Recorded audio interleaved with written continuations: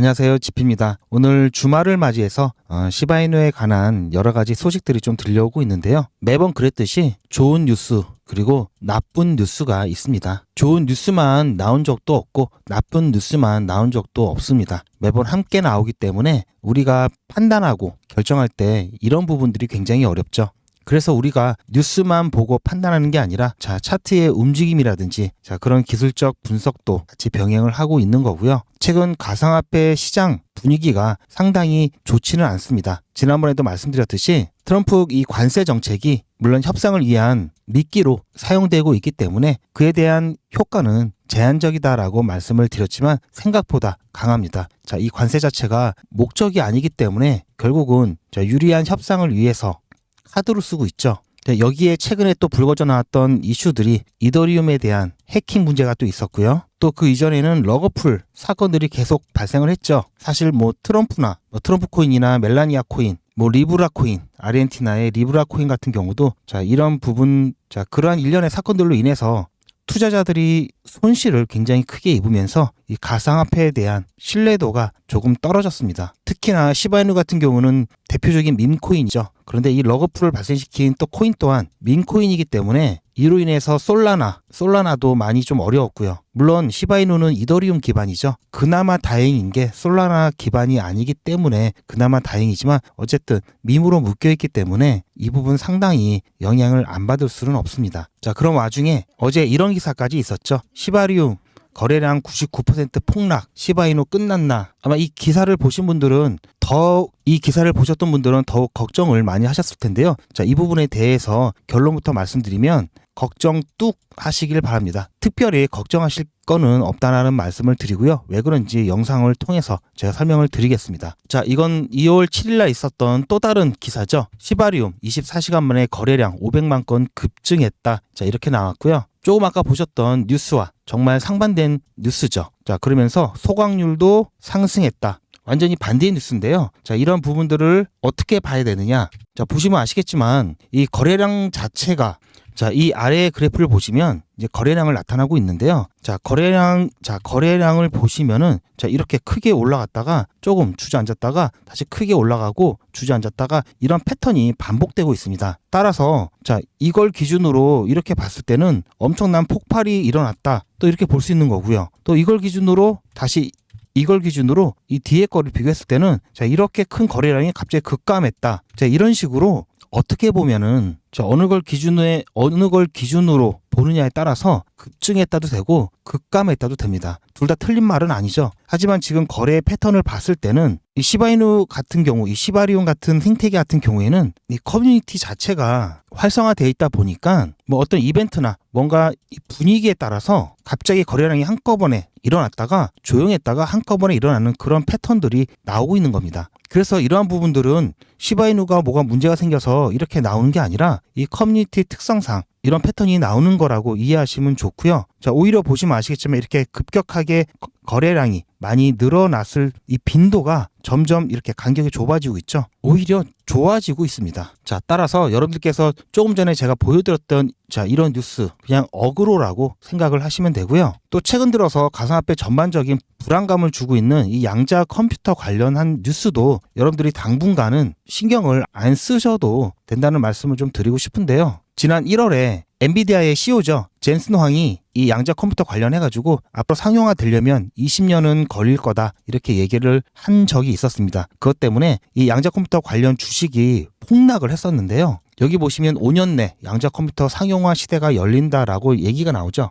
젠슨 황이 말한 20년, 그리고 최근에 나온 또 다른 의견이죠. 이것도 어느 게 맞는지는 모릅니다. 정말 획기적인 기술이 나와서 5년 내 될 수도 있고 아니면은 20년이 지나도 안 될 수도 있습니다. 불확실하죠. 그래서 불안할 수도 있지만 그래서 오히려 이게 악재가 안 될 수도 있는 게 최소한 여기도 나와 있죠. 가상화폐 해킹은 당분간은 불가합니다. 그러니까 이번 불장 여러분들께서 이것 때문에 문제가 생길 수 있다 이런 걱정 전혀 안 하셔도 되고요.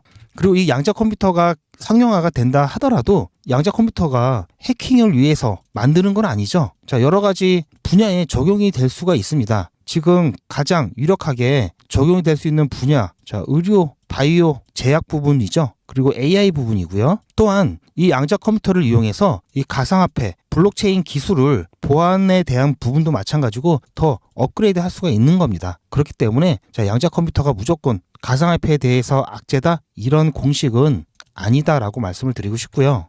이더리움의 해킹 관련해서도 뭐 북한의 소행이다 뭐 이런 얘기가 나오죠. 뭐 그래서 이게 자꾸 이런 뉴스랑 양자 컴퓨터 이슈가 비슷한 시기에 나오면서 뭔가 시장을 많이 좀 흔들고 저 같은 경우는 그런 의도가 짙다고 보고 있는데요. 조금 전에 말씀드렸듯이 양자 컴퓨터 이슈 당분간 문제 없다라고 말씀을 드렸고요. 악재로 볼 이유도 없다라고 말씀을 드렸습니다. 그리고 이더리움에 대한 이 해킹 또한 이더리움 이 코인 자체에 문제가 있었다? 아니고요. 그리고 이 이더리움 생태계의 문제다? 아닙니다. 이 사람이 구멍이었습니다. 사람. 해킹에 대한 모든 해킹은 사람이 구멍입니다. 특정 시스템이나 또는 어떤 조직에 있어서 이 보안을 담당하는 또는 관련 이 보안의 네트워크에 접속할 수 있는 사람을 통해서 이게 뚫리는 거고요. 이 사람이 보안을 철저히 못 지켰다든지 또는 이 사람을 이 해킹이 하는 쪽에서 기망을 통해서 이 네트워크에 이 사람을 통해서 접근을 하는 겁니다. 그러한 부분이지 시스템이나 코인 자체의 문제는 절대 아니기 때문에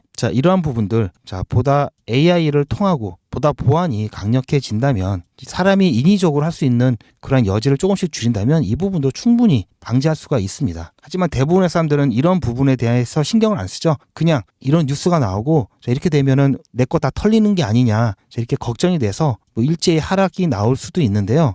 국제적인 해킹 조직이 얼마 되지 않는 여러분들 개인 지갑 신경도 안 씁니다. 단지 여러분들께서는 계정 시드라든지 또는 뭐 비밀번호 이런 거 특히 핸드폰에 남겨놓지 마시고요. 사진으로 찍어서 남겨놓으시는 분도 계시는데요. 절대 안 됩니다. 이렇게 해서 털리는 거기 때문에 또 이메일 아무거나 막 확인하시고 뭐 누르시다 보면은 이런 부분들 문제가 생기기 때문에 그런 부분들 조심하시면 이런 거 걱정 안 하셔도 되는 거고요.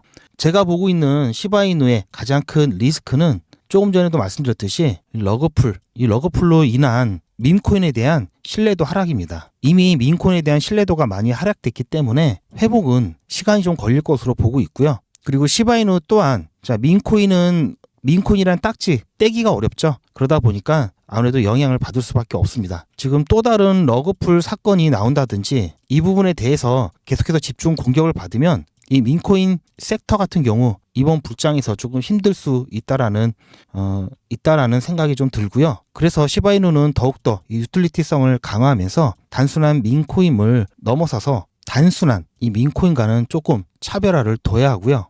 특히 이번 알트코인 시즌에서 이번 불장에서는 예전 불장과 다르게 모든 알트코인들이 다 가격이 올라가질 않을 겁니다. 전에는 불장하면 다 올라갔죠. 지금은 확실하게 올라가는 코인이 있고 그렇지 않은 코인이 분명히 있습니다. 제가 봤을 때는 밈코인 섹터가 조금 손해를 볼 수 있을 것 같고요. 그래서 시바이누 같은 경우에는 그나마 낫다라고 말씀을 드렸지만 아무래도 큰 틀에서는 그러한 부분들 자유롭지 못하기 때문에 여유가 있으신 분들은 조금 버티셔라 말씀을 드리고 싶은데요. 좀 여유가 없으신 분들은 현재 가격 구간에서 조금 반등이 나왔을 때 비중을 뭐 50에서 뭐 플러스 마이너스 10 정도로 해가지고 좀 줄여 놓으시는 것을 좀 추천을 드리고요. 왜냐 하면은 시바이누가 안 올라갈 것 같아서 그런 게 아니라 회복이 되더라도 늦게 회복이 될 수 있기 때문에 이 비중 50% 이렇게 줄인 걸로 가장 빠르게 회복세가 보이는 코인에 대한 투자를 통해서 시바이누에 대한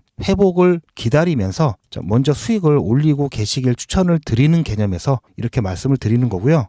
이 구간에서 매수를 하셨던 분들은 물론 손실권이기 때문에 최소한 이 구간까지는 올라가야 그때 매도의 고민을 아마 하실 겁니다. 이번 불장에서 어쨌든 이 시바이누에 대한 1차 매도는 0.05 부근에서 한 번은 이루어져야 된다고 보고 있고요.